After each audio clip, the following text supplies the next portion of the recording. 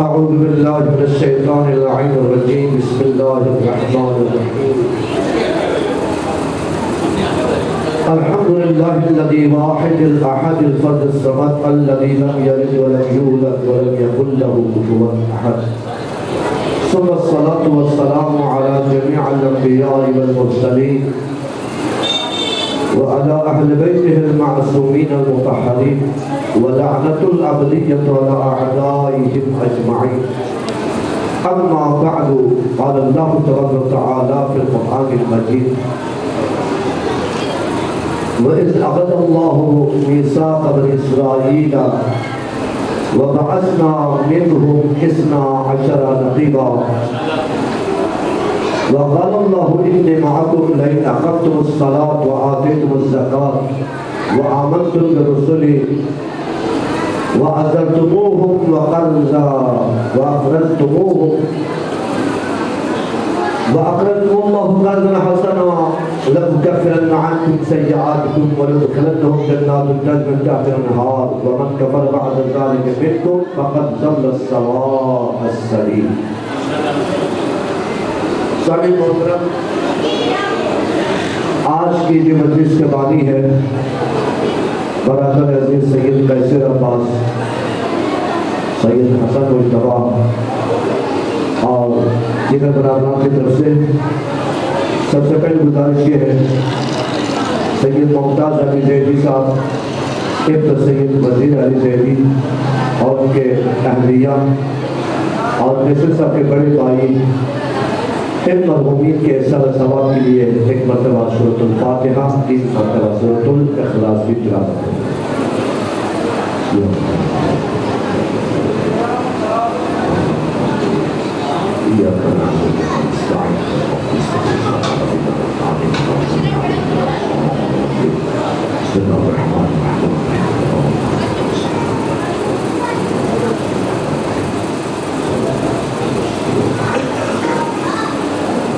اللہم صلی علی محمد وآل محمد. برادران عزیز، وقت بہت مختصر ہے، حالانکہ ایسا ہونا نہیں چاہیے. اب 8 بجے ہم نماز عشاء سے فارغ ہو جاتے ہیں، ابھی 11:30 ہو گئے. جب میں پڑھنے والے ٹائم آتا ہے کہتے ہیں آپ نے 20 منٹ پڑھنا. بڑا دکھ ہوتا ہے، ہمیں بڑا تکلیف ہوتا ہے. یہ ہم نے مت پڑھائی، پڑھانے تو کم از کم پونے گھنٹہ تو ہونا چاہیے. تو پھر امام رضا کی حالات زندگی، آپ کی فضیلت، آپ کے معجزات، کرامات، آپ کی پاک مبارک سیرت، اخبار، یہ تمام چیزیں یہ 20 منٹ میں ہم نہیں بیان کر سکتے. وقت مختصر ہے. بہرحال ہم نے بانیان مجلس کے مطابق چلنا ہے. اگر وہ ہمیں کہتے ہیں 5 منٹ پڑھنا ہے تو جیسے بچے نے ابھی 5 منٹ پڑھا تو آپ 5 منٹ میں لیجیے. مجھے ایک دفعہ بلایا کسی نے مجلس کے لیے، یہ مالدہ فریجر میں کوئی 5-10 سال پہلے، ایک مائی نے کہا مولوی صاحب صرف 5 منٹ پڑھنے آپ نے. 5 منٹ مجھے رکشے میں لے گیا. 5 منٹ پڑھ کے آپ نے شبیہ رابط چلنا. ٹھیک ہے، بلکہ میں نے 4 منٹ پڑھا. انہوں نے 5 منٹ کہا تھا، مجھے 4 منٹ. بھائی فلاں تاریخ میں امام حسین تشریف لائے کربلا، یعنی مکے میں 4 مہینہ 10 دن کے قیام پر کربلا تشریف لائے. 22-23 دن آپ کربلا پہنچے. 2 محرم میں امام حسین کربلا پہنچے ہیں اور آج 7 محرم کو پانی بند کر دیا اور 10 محرم کے صبح جنگ شروع ہو گیا. عصر کے ٹائم امام حسین شہید ہو گئے. لوگ یہ شکل آئے. یہ مجلس حسین کا ایک تقدس ہے، احترام ہے، اس کا ایک عزت ہونا چاہیے. یہ یہاں پہ نہیں ہے. میں نے پوری شاہی مل میں دیکھا علماء والوں میں سے کوئی بھی غلام یہاں نہیں ہے. محبان آباد والے سے کوئی بھی محب نہیں بیٹھے ہوتے ہیں. الخیر والوں میں سے کوئی خیر والا بندہ ہوتا نہیں ہے. بعض صورت حضرت امام رضا علیہ السلام کے حالات زندگی کے حوالے سے 153 ہجری میں امام رضا مدینہ منورہ میں تشریف لائے، امام موسیٰ کاظم کے گھر. آپ والد محترمہ جناب نجمہ خاتون ہیں. 50 یعنی سال تک امام رضا مدینہ میں رہے. 50 سال کے بعد ہارون رشید کے ہلاکت کے بعد جب مامون رشید برسر اقتدار آیا تو مامون رشید نے شہر خراسان کو اپنا دارالخلافہ مقرر کیا. مامون رشید نے، ہارون رشید کے دو بیٹے تھے، معتمد اور ایک مامون. اور مامون جو تھا وہ تھوڑا سا اہل بیت سے تھوڑا سا عام درجے رکھتا تھا. جس میں امام موسیٰ کاظم کو مدینے میں مسجد نبوی سے باقاعدہ گرفتار کر کے ہارون رشید نے گرفتار کر کے سرکاری اہلکاروں نے مسجد میں سے دوران نماز گرفتار کر کے لے گئے مدینہ سے عراق. لیکن امام رضا کو بڑی عزت احترام کے ساتھ دعوت نامہ بھیجا اور بڑی عزت کے ساتھ مدینے سے عراق، عراق سے شہر خراسان، شہر طوس بھی کہتے ہیں، سنا آباد بھی کہتے ہیں، مشہد مقدس کے نام سے مشہور ہے. مدینے میں تشکیلی شہر خراسان تشریف لائے. خراسان شہر میں تھوڑی دیر کے بعد امام کی شہرت اور عزت پورا ایران میں، پورے عرب میں پھیل گیا کہ امام کی علمی صلاحیت اور آپ کی عاجزی، زہد و تقوی اور آپ کی فصاحت اور بلاغت اور آپ کی عبادات، سچائی اور آپ کی سخاوت، یہ جتنے بھی امام کے اندر کمالات تھے آہستہ آہستہ پورے ایران میں پھیل گیا. اور اس دور میں ایران کے اندر جو آبادی تھے زیادہ تر آتش پرست لوگ تھے.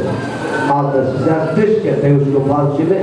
آتش پرست لوگ بھی اور عیسائی، زیادہ تر ایران کی آبادی کی جو زیادہ تر تناسب یعنی نصارہ عیسائیوں پر مشتمل. یہودی میں رہتے تھے، عیسائی میں رہتے تھے. توجہ ہے نا جی؟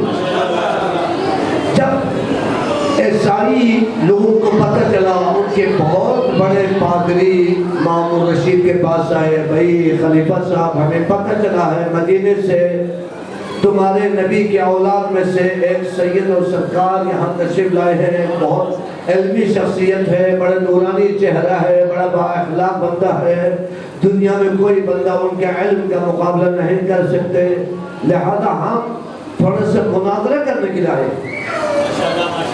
عیسائی عالم بھی یعنی پادری اور یہودیوں کا عالم بھی، بہت بڑا جو عالم تھا ایران میں، عیسائیوں کا بھی بہت بڑا عالم.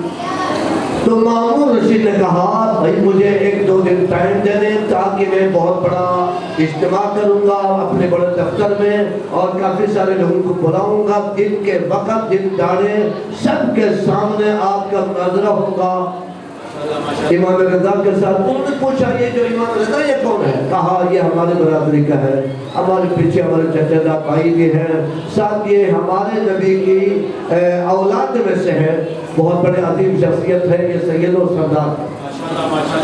بلکہ 2-3 دن کے بعد بہت بڑا اجتماع بلایا. ہر مسلک کے لوگ، ہر فرقے کے لوگ، ہر دین کے لوگ، پڑھے لکھے لوگ، عمراء سفرا یعنی معززین قوم، قائدین ملت وہاں پہ اکٹھے ہو گئے. اور یہودیوں کا جو عالم وہ بھی پہنچ گیا، عیسائیوں کا بھی عالم پہنچ گیا مناظرے کے لیے. جب سب اکٹھے ہو گیا تب مامون رشید نے امام کو بلایا اور امام کو دیکھ کر مامون رشید دروازے تک استقبال کر گئے، استقبال کے لیے، احترام کے لیے. اور مامون رشید نے اپنے ساتھ بٹھایا بڑے عزت احترام کے ساتھ، یہ اپنا رسول اللہ فرزند پیغمبر آپ کو سلام. پورے مجمع نے دیکھا ہمارے بادشاہ جس کی اتنے عزت قدر کر رہے ہیں وہ کتنے شان اور عزت کا مالک ہوگا. یہ آیت میں نے اس لیے سورہ مائدہ آیت نمبر 12 میں نے اس میں بیان کیا ہے. جب مناظرہ شروع ہو گیا عیسائیوں کے ساتھ، مناظرہ جب شروع ہو گیا تو عیسائی علماء نے کہا، پادری نے، کہ اے سید و سردار آپ اپنی جو کتاب ہے نا قرآن سے آپ دلیل پیش نہیں کرو گے، آپ اپنے نبی کی کوئی حدیث بطور دلیل پیش نہیں کر سکتے. میں آپ کے ساتھ مناظرہ کروں گا انجیل کے ذریعے، تورات کے ذریعے، زبور کے ذریعے اور ہمارے نبی کے اقوال کے ذریعے. ہم آپ کے نبی کے قول کو بطور دلیل، قرآن مجید کے آیات کو بطور دلیل ہم تسلیم نہیں کریں گے. امام نے فرمایا کوئی مسئلہ نہیں، کوئی مسئلہ نہیں، تم اپنے انجیل بھی منگواؤ، تورات بھی منگواؤ. انجیل اور تورات کو گھمایا. اور مناظرہ کس بات پہ؟ سب سے پہلے یعنی جس موضوع پہ پیغمبر اسلام نے مدینے میں 25 ذی الحج کو مباہلے کے لیے نصارہ کو بلایا تھا، وہ کیا تھا؟ اللہ کی توحید. اللہ وحدہ لا شریک ہے، اللہ کا کوئی بیٹا نہیں ہے، نہ اللہ کا کوئی بیوی ہے، نہ شریک حیات ہے، اللہ وحدہ لا شریک ہے. اور اسی بنیاد پر امام رضا نے بھی تقریباً 160 سال کے بعد امام رضا نے اپنے نانا کی سیرت پر چلتے ہوئے نصارہ کے ساتھ، نانا نے بھی نصارہ نجران کے ساتھ توحید کے حقانیت کو ظاہر کرنے کے لیے آپ نے مناظرہ فرمایا اور پنجتن پاک تشریف لے کر گئے. ایسا انہوں نے کہا آج محمد اگر اپنے صحابہ اکرام کے ہمراہ تشریف لاتے ہیں تو محمد اپنے دعویٰ میں سچے نہیں ہے. اگر محمد رسول اللہ جو مسلمانوں کے نبی ہے صحابہ کو چھوڑ کر فقط اپنے اہل بیت کو، اپنے گھر کے اہل و عیال کو لے کر آتے ہیں تو محمد کا دعویٰ سچا ہے، ہم محمد کے مقابلہ نہیں کریں گے. اسی طرح یہاں پر بھی امام نے فرمایا سب سے پہلے جو تمہارا عقیدہ ہے حضرت عیسیٰ اللہ کا بیٹا ہے، جناب مریم اللہ کی بیوی ہے، یہ غلط ہے. ہم دلیل پیش کریں گے. تم نے پہلے کہا قرآن کے دلیل کو ہم نہیں مانیں گے، تمہارے نبی کے دلیل کو نہیں مانیں گے. امام نے فرمایا میں تمہاری کتاب انجیل سے تمہیں دلیل دوں گا. ساتھ امام نے فرمایا اگر تم جیت گیا میں تمہارا مسلک، تمہارا عقیدہ عیسائی مسلک اختیار کروں گا. اگر اس مناظرے میں میں جیت گیا تجھے اپنا عقیدہ چھوڑنا پڑے گا، مسلمان ہونا پڑے گا.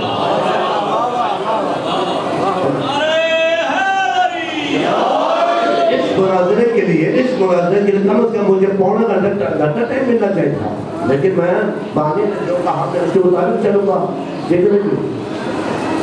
جب مناظرہ شروع ہو گیا امام نے فرمایا تم اپنے جو انجیل کھولو، تم نے انجیل پڑھا ہوا ہے؟ اس نے کہا جی.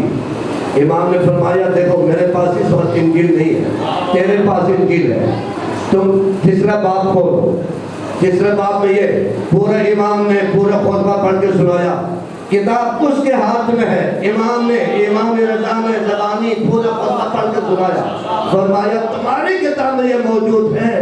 حضرت عیسیٰ نے تمہارے نبی نے فرمایا انی عبد اللہ آتانی الکتاب وجعلنی نبیا وجعلنی مبارکا اینما کنت واوصانی بالصلاة والزکاة ما دمت حیا وبرا بوالدتی ولم اکن جبارا شقیا.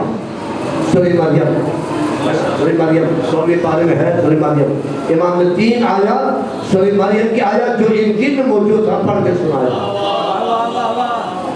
تمہاری کتاب میں یہ موجود ہے. جناب عیسیٰ نے دنیا میں آتے ہی فرمایا انی عبد اللہ، میں اللہ کا بندہ ہوں، اللہ نہیں ہوں، اللہ کا بیٹا نہیں ہوں، اللہ کا بندہ ہوں. انی عبد اللہ آتانی الکتاب وجعلنی نبیا، میں اللہ کا بندہ ہوں اور میں کتاب ساتھ لے کر آیا ہوں. اللہ نے مجھے نبی بنا کر بھیجا ہے. تمہارے نبی تو کہہ رہا ہے میں اللہ کا بندہ ہوں، تم کہہ رہے ہو حضرت عیسیٰ اللہ کا بیٹا ہے. ساتھ فرمایا وجعلنی مبارکا، اللہ نے مجھے بابرکت بنایا ہے. اینما کنت اوصانی وَأَوْصَانِي بِالصَّلَاةِ وَالزَّكَاةِ مَا دُمْتُ حَيًّا، جدھر بھی ہوں اللہ نے پوری میرے زندگی کو بابرکت قرار دیا ہے. جدھر بھی میں رہوں اللہ نے مجھے نماز پڑھنے کا، روزہ رکھنے کا حکم دیا ہے. جو اللہ ہوتا ہے وہ اللہ نہ نماز پڑھتا ہے نہ روزہ رکھتا. جو اللہ ہوگا وہ نماز نہیں پڑھے گا، روزہ نہیں رکھے گا. ہم کیونکہ یہ عبادت ہے، وہ معبود ہے، ہم عبد ہے. یہ عبد کی ذمہ داری ہے اللہ کی عبادت کرنا. روزہ بھی عبادت، نماز بھی عبادت، زکوٰۃ بھی عبادت. اس لیے امام نے یہ آیت پڑھ کے سنایا وَإِذْ أَخَذَ اللَّهُ مِيثَاقَ بَنِي إِسْرَائِیلَ. اس وقت کو یاد کرو ہم نے بنو اسرائیل سے ہم نے عہد لیا اور بنو اسرائیل میں وَبَعَثْنَا مِنْهُمْ 12 نَقِيبًا، اور ہم نے بنو اسرائیل میں 12 نقیب بھیجے۔ نقیب سے مراد 12 سردار، جناب موسیٰ کے بعد 12 سردار بنائے تاکہ دین کوئی مٹ نہ سکے، دین کو نہ مٹا سکے، دین میں تبدیلی کرنے والا نہ ہو۔ ان سرداروں کی ذمہ داری ہے دین کی حفاظت کرنا، نبی کی ذمہ داری دین پہنچانا، اوصیاء کی ذمہ داری دین کی حفاظت کرنا۔ جب تک نبی کے اوصیاء ہے دین میں تبدیلی نہیں کر سکتے، تم نے دین میں تبدیلی کیسے لایا؟ وقال اللہ تعالی انی معکم لئن اقمتم الصلاۃ وآتیتم الزکاۃ وآمنتم برسلی وعزرتموہ وأقرضتم اللہ قرضا حسنا۔ فرمایا اللہ نے یہودیوں سے میں تمہارے ساتھ ہوں، اس وقت تک تمہارے ساتھ ہوں جب تک تم نماز پڑھتے رہو گے، روزہ رکھتے رہو گے، میرے آنے والے نبیوں پر ایمان لاتے رہو گے، نبیوں کی عزت کرتے رہو گے اور لوگوں کے ساتھ قرض حسنہ دیتے رہو گے، تو تم ایسا عمل کرو گے تو لَأُكَفِّرَنَّ عَنْكُمْ سَيِّئَاتِكُمْ، میں تمہارے تمام معاصی کے گناہوں کو معاف کروں گا۔ وَلَأُدْخِلَنَّهُمْ جَنَّاتٍ تَجْرِي مِن تَحْتِهَا الْأَنْهَارُ، اور میں تمہیں جنت میں داخل کروں گا۔ وَمَنْ كَفَرَ بَعْدَ ذَلِكَ مِنْكُمْ، اگر اس عہد کے بعد، اس میثاق کے بعد، اس وعدے کے بعد اگر کوئی شخص اپنے وعدے سے مکر جاتا ہے فَقَدْ ضَلَّ سَوَاءَ السَّبِيلِ، وہ حق سے دور ہو گیا ہے، حق سے منحرف ہو گیا ہے۔ یہ کیسے حضرت عیسیٰ اللہ کا بیٹا ہے؟ اور حضرت عیسیٰ کا فرمان ہے، پھر امام نے آیت پڑھ کے سنایا، امام نے فرمایا حضرت عیسیٰ کا یہ جملہ امام نے بطور دلیل پیش کیا، ان اللہ ربی و ربکم فاعبدوہ ھذا صراط مستقیم، بے شک میرا اللہ تمہارا اللہ، میرا اور تمہارا اللہ ایک ہے، اسی کی عبادت کرو، اللہ ایک ہے، وَھذا صراط مستقیم، بس اسی اللہ کی پرستش کرو اور اسی کی بندگی کرو۔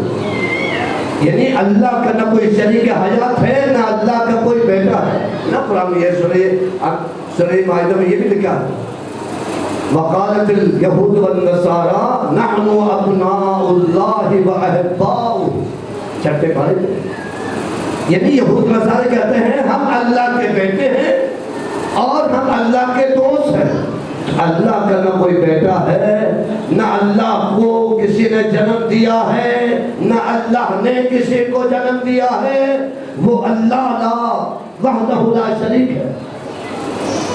ساتھ امام نے ایک جواب دے دیا، فرمایا وہ لاجواب ہو جو نصارہ کا عالم تھا، عیسائیوں کا جو پادری، ایسے ایسے جواب امام نے ان کی کتاب سے، انجیل اس کے ہاتھ میں، امام کے ہاتھ میں نہیں ہے، امام نے فرمایا ورق پر ڈالو، اگلے صفحے پہ یہ لکھا ہوا ہے، وہ ورق پر ڈالو، اگلے صفحے پہ یہ لکھا ہوا ہے۔ وہ حیران کہتا ہے کتاب میرے سامنے ہے، مجھے علم میں دلائل کا پتہ ہی نہیں ہے، اس کے ہاتھ میں تو قرآن بھی نہیں ہے، انجیل نہیں ہے، یہ زبانی اس کو یاد ہے۔ اندر سے اس نے دلی طور پر اپنے شکست تسلیم کر لیا، خاموش ہو گیا کہ آپ سچ کہہ رہے ہیں۔ بار بار امام کے ہر جملے پہ وہ کہتا تھا آپ سچ کہہ رہے ہیں، آپ درست کہہ رہے ہیں، میں حضرت عیسیٰ کی باتوں کو ٹھکرا نہیں سکتے، اللہ کی باتوں کو ٹھکرا نہیں سکتے، بار بار وہ یہ جملہ دہراتے تھے۔ امام نے فرمایا باقی سب کچھ ٹھیک ہے، لیکن عیسیٰ میں ایک تھوڑا سا نقص تھا۔ حضرت عیسیٰ وہ نقص کیا تھا؟ حضرت عیسیٰ نہ نماز پڑھتے تھے، نہ روزہ رکھتے تھے، نہ قرض حسنہ دیتے تھے، نہ بیت المقدس کی زیارت کرتے تھے۔ وہ پادری فوراً جذبہ کا کہتا ہے نہیں یہ نہیں، میں وہ تو سارا دن روزہ رکھتے تھے، حضرت عیسیٰ سارا دن روزہ رکھتے تھے، ساری رات عبادت میں مصروف ہو جاتے تھے، مشغول ہو جاتے تھے، اور ہر وقت بیت المقدس کی زیارت کرتے تھے، انجیل کی تلاوت کرتے تھے۔ فرمایا تو یہ نماز کس کو پڑھتے تھے، روزہ کس لیے رکھتے تھے، یہ طواف کس لیے کرتے تھے، یہ قرض حسنہ کس کو دیتے تھے، انجیل کی تورات کس لیے کرتے تھے؟ جو خدا ہوتا ہے اس پر عبادت نہیں ہے، جو خدا کے بندے ہیں ان کے لیے عبادت ہے۔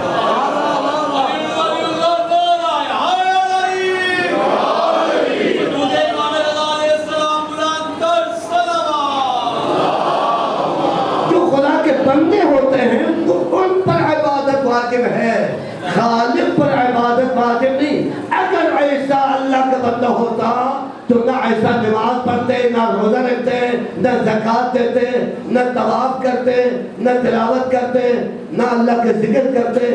جب حضرت عیسیٰ 24 گھنٹہ ہر وقت، چاہے سفر میں ہو چاہے حضر میں ہو، پوری زندگی اللہ کی عبودیت اور اللہ کی بندگی میں مصروف رہا، تو اس بات کی دلیل ہے حضرت عیسیٰ اللہ کا بیٹا نہیں تھا بلکہ بندہ تھا. اس نے کہا میں تسلیم کرتا ہوں اور میں اپنے شکست کا اقرار کرتا ہوں، کیونکہ آپ نے جتنے بھی دلیل دیے ہیں ہمارے کتابوں سے دیے ہیں، لہذا میں اپنے شکست کا اعلان کرتا ہوں. آپ جیت گئے ہیں اور میں ہار گیا ہوں. یا اپنا رسول اللہ اب مجھے کلمہ پڑھاؤ اور اپنے نانے کے دین میں مجھے، یعنی دین کے تعلیم مجھے سکھاؤ، مجھے مسلمان بناؤ. بڑا مجمع تھا، بہت بڑا مجمع. جب عیسائیوں کا پادری نے کلمہ اسلام پڑھا، ان کے سب سے بڑے عالم نے پڑھا، جب اس کی یہ حالت دیکھ کر جتنے بھی وہاں پر عیسائی تھے نصارہ، سب کے سب مسلمان ہو گئے. یہ ہے سب سے پہلے کمال امام رضا کا معجزہ. علمی صلاحیت، علمی قابلیت. فقط ایک مناظرے سے آپ نے عیسائیوں کو شکست دے دیا. اس کی شکست دے کر یہودی عالم نے کہا یا رسول اللہ اب میرے پاس اتنا علم نہیں ہے، ویسے میرے پاس تورات موجود ہے لیکن مجھ سے زیادہ تورات کا عالم آپ ہے. جتنا یہ پادری کے پاس انجیل موجود تھا لیکن جتنا انجیل کا علم اس کے پاس نہیں تھا، آپ کے پاس علم زیادہ تھا. اس کے ہاتھ میں کتاب اس کو آتا نہیں تھا، آپ زبانی تلاوت کرتے تھے انجیل کا. تو لہذا مجھے یقین ہے اگر مناظرہ کروں گا تو میں بھی ہار جاؤں گا. مولا بس مجھے بھی مسلمان کیجئے، یعنی دائرہ اسلام میں مجھے داخل کرے، اپنے نانا کے کلمہ مجھے پڑھائیں. تو اس مجمع میں ظاہراً مامون رشید کے مسئلہ یہ تھا کسی طرح سے امام جو ہے ہار جائے. یہ جو مخالف ہوتے ہیں وہ حسد کرتے ہیں، لیکن رسول اللہ کے اولاد ہے، امام مبین ہے. امام مبین کے آگے دنیا میں کوئی عالم ٹھہر نہیں سکتا. جتنے بڑے عالم جو ہوتے ہیں امام مبین کے آگے وہ طفل مکتب نظر شکست کھا گیا اور امام جیت گیا. اور اسی یعنی علمی صلاحیت کے اعلان کے بعد ہزاروں کے تعداد میں ایران میں لوگ آتش پرست لوگ بھی عیسائی بھی مسلمان ہو گئے. حضرت الگرامی امام رضا کے فضائل بہت زیادہ ہے کتابوں میں، بہت زیادہ. یہ 15-20 میں ہم کیا سنا سکتے ہیں. بزرگ فرمان ہے ستدفنوا بضعۃ منی فی ارض خراسان من زارہ. ان قریب میرے جسم کا ایک حصہ شہر خراسان میں، شہر طوس میں تدفین کیا جائے گا. من زارہ، جو کوئی شخص اس کی زیارت کرے، کتب لہ 100,000 حجۃ و100,000 عمرۃ و100,000 شہید و100,000 مجاہد فی سبیل اللہ. جو کوئی شخص شہر طوس میں جا کر میرے بیٹے غریب خراسان کو جا کر ان کو ایک دفعہ سلام کرے، معرفت کے ساتھ، محبت اور عقیدت کے ساتھ، یقین کے ساتھ ایک دفعہ سلام کرے، تو اس سلام کرنے والے جو زائر ہوگا اللہ 1,00,000 حجی، 1,00,000 عمرہ، 1,00,000 شہید، 1,00,000 مجاہدین کے برابر ثواب عطا کرے. تو جو ہے برادر، پھر حضور نے فرمایا من زارہ فقد زارنی، من زارنی فقد زار اللہ، من زار اللہ وجب لہ الجنہ. جو شہر طوس میں جا کر میرے آخری بیٹے کی زیارت کرے، اور اس نے میری زیارت کی، جو مدینے میں آ کر میری زیارت کرے میری زندگی میں یا بعد از وفات، اس نے عرض سے بجا کر اللہ کی زیارت کی، جو اللہ کی زیارت کی اس پر جنت واجب ہے. اگر اللہ آپ کو توفیق دے، مثلا آپ نے کافی سارے دوست بشر گئے ہوں گے، جو لوگ نہیں گئے ہیں اتنا زیادہ خرچہ نہیں ہے. عراق ساتھ جانا ہو تو زیادہ خرچہ ہے، اگر ایران سے واپس آنا ہو تو زیادہ 40-50 ہزار خرچہ ہے. لازماً زندگی میں ایک مرتبہ ایمان اور معرفت اور عقیدت کے ساتھ عشق اہل بیت دل میں لے کر امام رضا کی ضرور زیارت کیا کرے، تو پتہ چلے گا آپ کو قیامت کے دن زائرین امام حسین، زائرین امام رضا، ان کا مقام دیکھ کر باقی اہل محشر تمنا کریں گے کاش اگر ہم دنیا میں مشہد میں جا کر امام رضا کی زیارت کیے ہوتے، کربلا جا کر امام حسین کو سلام کیا ہوتا، تو آج ہم بھی ان کے طرح بلند اعلیٰ مقام پر موجود ہوتے۔ لوگ تمنا کرنے قیامت کے دن مقام زائر حسین، مقام زائر امام رضا کو دیکھ کر قیامت کے دن اہل محشر دل میں تمنا کریں۔ اس لیے عزیز محترم بہت فضیلت ہے، اتنے معجزات۔ ایک دن ایک ایرانی صاحب حیثیت بندہ، صاحب دولت بندہ، بڑا امیر آدمی تھا، اس نے اپنے مال میں سے خمس اور زکات نکال کر کافی تعداد میں رقم جو ہے وہ امام رضا کی خدمت میں پہنچا۔ اس کے ذہن میں یہ خیال تھا کہ شاید اس مال کے پہنچانے سے امام خوش ہو جائے۔ اس نے سارا اتنا، آج دور میں پیسے کاغذ پہ ہوتے، اس دور میں سکے ہوتے، ٹھیلے بھر کے لائے، مثلا 15 کلو 20 کلو ہزاروں کی تعداد میں مال زکات، مال امام اور امام رضا کی خدمت میں۔ امام نے خاص توجہ نے دیا، غلام سے کہا اس کو لوگ رکھو اور جو غریب آئے یہاں پر نادار ضرورتمند حقدار لوگ کل میں تقسیم کرو۔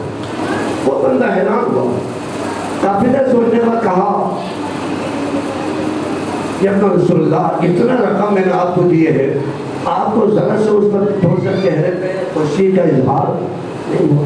امام نے فرمایا دیکھو یہ مال میرا نہیں ہے، یہ غریبوں کا حق ہے، مسکینوں کا، ضرورت مند لوگ، محتاج لوگوں کا حق تھا، آپ نے مجھے پہنچا دیا، یہ میرے پاس بطور امانت ہے، اس مال کا مالک میں نہیں ہوں، بطور امانت ہے، یہ میرے منشی جو ہے، سیکرٹری جو ہے، یہ لوگوں میں پہنچا دے گا، تقسیم کرے گا، اس پہ مجھے کیا خوشی ہے۔ ساتھ امام نے فرمایا غلام سے کہا ایک لوٹے میں پانی لے کر آؤ اور نیچے رکھنے کے لیے برتن بھی لے آؤ۔ امام نے اس بندے سے کہا تم دیکھتے رہو۔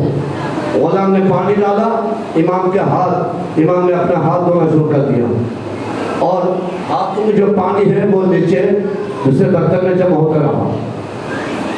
جو پانی امام کے ہاتھوں سے نیچے گرتا تھا وہ سونا، چاندی، ہیرے جواہرات برتن تھا۔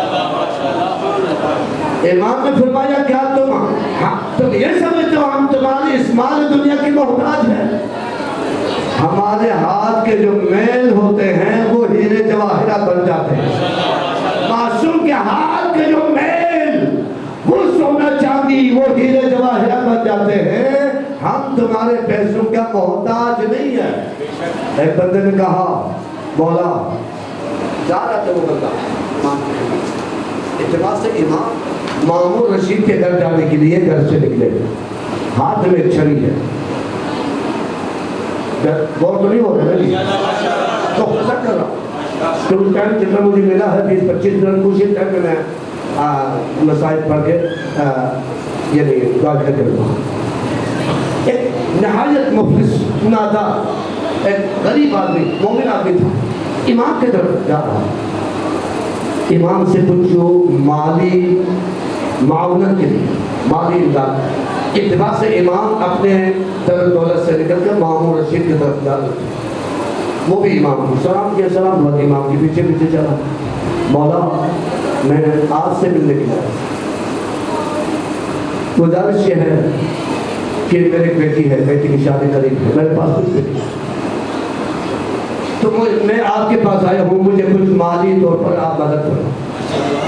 مولانا فرمائی اس وقت میرے جیب میں بھی پیسہ نہیں ہے، اس وقت میرے جیب میں بھی کوئی پیسہ نہیں ہے۔ اتنا میں ایک چھوٹا سا درخت راستے میں درخت، امام نے تھوڑا سا سانس نکالنے کے تھکاوٹ دور کرنے کے لیے اس درخت کے نیچے بیٹھ گئے، وہ بھی امام کے قریب بیٹھ گیا۔ مولا میں دوبارہ پھر عرض کرتا ہوں، شادی کے دن قریب ہے، آپ نے کچھ نہ کچھ میری خدمت کرنا۔ مولانا فرمایا اچھا کوئی پریشان ہونے کی بات نہیں ہے۔ امام نے اپنے عصا کے ذریعے سے تھوڑے سے زمین کو کھود لیا، نیچے سے ایک پتھر نکلا، کتنا سے پتھر امام نے فرمایا یہ پتھر ہے، اس کو سنبھالو۔ مولا میں نے آپ کو پیسوں کے لیے کہا تھا، یہ تو پتھر ہے۔ فرمایا مجھے بھی پتہ ہے یہ پتھر ہے۔ جب ہم ارادہ کرتے ہیں، پیغمبر ہو یا امام جو خدا کا نمائندہ ہوتے زمین پر، وہ ہر چیز کو تطیع مادۃ الکائنات، کائنات کے ہر شے اس کی مطیع ہوتا ہے، تابعداری کرتا ہے۔ یہ پہلے پتھر تھا، اب پتھر نہیں ہے، اب سونے میں تبدیل ہو گیا۔ جب امام کے ہاتھ سے، امام نے زمین سے اٹھا کر ہاتھ میں لیا، وہ پتھر تھا۔ جب امام نے ارادہ فرمایا، وہ پتھر سونے میں تبدیل ہو گیا۔ امام نے فرمایا لے جاؤ یہ سونا، اتنا سا سونا، میرے خیال کاربن کم از کم آدھا کلو تو ہوگا، ورنہ دینے پاؤ آدھا کلو پکی بات ہے۔ اب آدھا کلو آج کر آپ سے رفع بازار لے جائے، آج کل آدھا کلو سونے کے کیا ریٹ ہوگا؟ اس وقت بڑا خوش ہوا، بولا یہ تو سونا ہے، یہ تو میرا سارا کام ہو۔ امام فرمایا اگر اور چاہیے اور لے لو۔ جو پتھر نیچے زمین سے میں اشارہ کروں گا وہ سارا پتھر سونا بنتا جائے گا۔ وہ بندہ لالچی اتنا نہیں تھا جیسے ہمارے لوگ ہوتے ہیں لالچی، وہ لالچی اتنا نہیں تھا، بڑا لالچی۔ اس کا بولا اس سے میرا کام سر جائے گا، یہ میرا کام، میری پریشانی دور ہو جائے گا، بس کافی ہے۔ اگر میرے ورگے یا صاحبہ کے آپ جیسے بندے ہوتے کہتا ہے مولا ایک اور پتھر، کیلو والا پتھر، پھر وہ میرے بھائی کے لیے ایک اور پتھر دو، بہن کے لیے ایک اور پتھر، بیٹے کے لیے اب ایک اور پتھر دو، بیٹے کو میں نے باہر بھیجنا ہے، اور ایک اور پتھر دو، بیٹے کو اندر بھیجنا ہے، ٹھیک ہے جی، اندر باہر کے لیے سارے بچوں کے لیے ہم نے مولا سے ایک ایک پتھر۔ وہ بندہ لالچی کم تھا، اس نے کہا مولا یہ سب یہ ہے امام کے معجزات کرامات، اتنے معجزات جو مشہد میں نیشا پور میں جو چشمہ ہے، ابھی تک چشمہ فیض جاری ہے، آپ لوگ جو گئے ہیں نا پانی لے کر آتے ہیں، ابھی تک صاف ستھرا شفاف بہترین میٹھا پانی کے چشمہ ابھی تک جاری اور ساتھ۔ امام کی اتنے معجزات عزیزان گرامی ہیں۔ بعد صورت حضرت امام رضا علیہ السلام کو مامون رشید نے اپنے بیٹی کے رشتہ بھی دیا، امام کو مزید قریب کرنے کے لیے، امام کے اندر اعتماد پیدا کرنے کے لیے امام کو اپنے دامادی میں لے لیا، داماد بنایا۔ امام کو پتہ تھا داماد بنایا، داماد بنانے کے بعد پھر داماد بنتے وقت امام نے فرمایا مجھے اپنا داماد مت بناؤ، لیکن اس نے بہت اصرار کیا۔ داماد بننے کے بعد پھر مامون رشید نے امام کو اپنے ولی عہد بنایا۔ بڑے مرتبہ امام نے انکار کیا، یہ ولی عہد کا عہدہ کسی اور کو دو، مجھے مت دو، ظاہراً یہ عہدہ ہے، اسی عہدے کی بنا پر مجھے قتل کیا جائے گا۔ مامون رشید کا کون تجھے قتل کرے گا؟ یہ اپنا رسول اللہ میرے ہوتے ہوئے۔ امام نے فرمایا اس پہ تبصرہ نہیں کروں گا، مجھے معلوم ہے میں کون میرا قاتل ہے، مجھے کس طریقے سے مجھے شہید کیا جائے گا۔ آخر میں امام کو ولی عہد بھی بنایا، بڑا قریبی بنایا، ہر وقت امام کے تعریف کرنا، پھر امام کے نام کا سکہ بھی بنایا، جیسے ہمارے سکے پہ قائد اعظم علیہ الرحمہ کا فوٹو ہے نا، پاکستان میں چھوٹے نوٹ چلے گئے بڑے نوٹ تک، ہر سکے پہ بابا قائد اعظم کا فوٹو ہے۔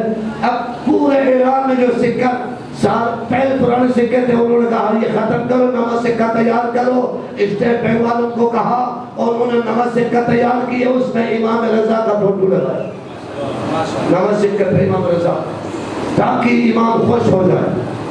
لیکن چند دنوں کے بعد دن بدن امام کی مقبولیت، آپ کی عزت، آپ کی شہرت کو سن کر مامون رشید کے انٹیلیجنس ان کے غلاموں نے کہا اے ہمارے بادشاہ، اگر یہی صورتحال جاری رہا تو کچھ عرصے کے بعد آپ کی سلطنت اور بادشاہت یہ ختم ہو جائیں گے، خاک بھی مل جائیں گے۔ اب پورے عرب میں، پورے ایران میں امام رضا کے شہرت دن بدن زیادہ ہوتا رہا۔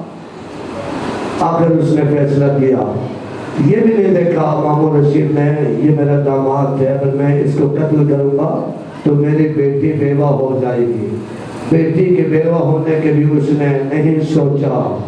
چند دنوں کے بعد اس نے ایک تدبیر تیار کیا، کچھ بہترین قسم کے کھجور منگوایا اور بہترین قسم کے انگور منگوایا۔ ایران میں انگور کی پیداوار زیادہ ہے، کھجور بھی زیادہ ہے، انار بھی بہت زیادہ ہے، ہر قسم کے پھل ایران میں بہت زیادہ ہے، درست ہے۔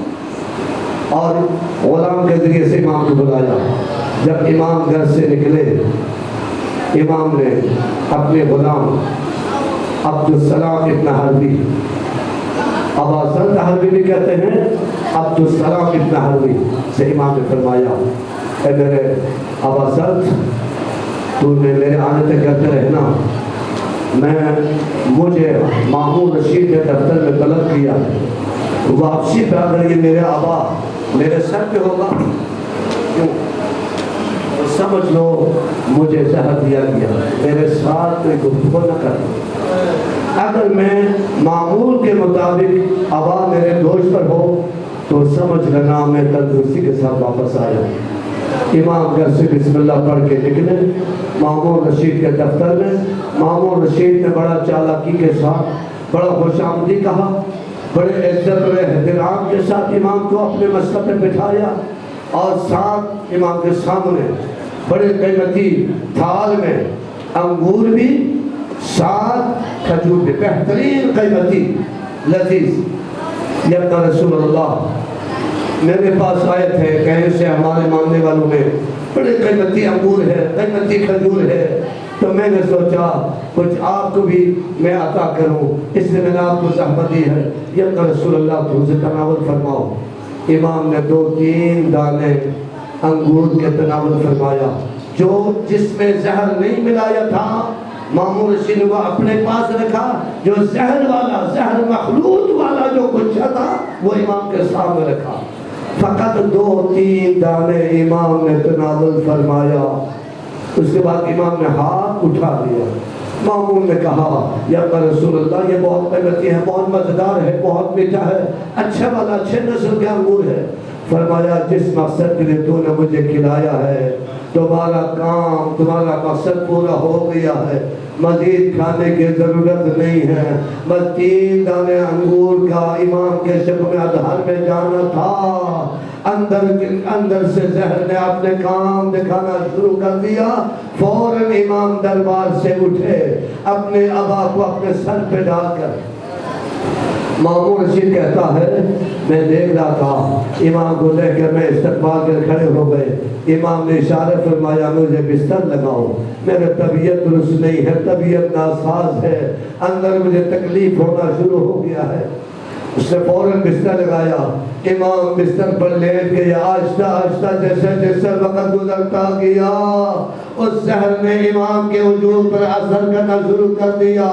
پاؤں کے انگوٹھے سے لے کر سر کے بال تک زہر نے اثر دکھانا شروع کر دیا۔ 2 رات 2 دن امام اس زہر کی وجہ سے زندگی اور موت کے آخری کشمکش میں رہے۔ عزیزان محترم، عادتداران امام رضا آج امام رضا کی شہادت سننے کے لیے، امام رضا کے تابوت کی زیارت کے لیے آپ لوگ دور دراز سے آئے ہیں۔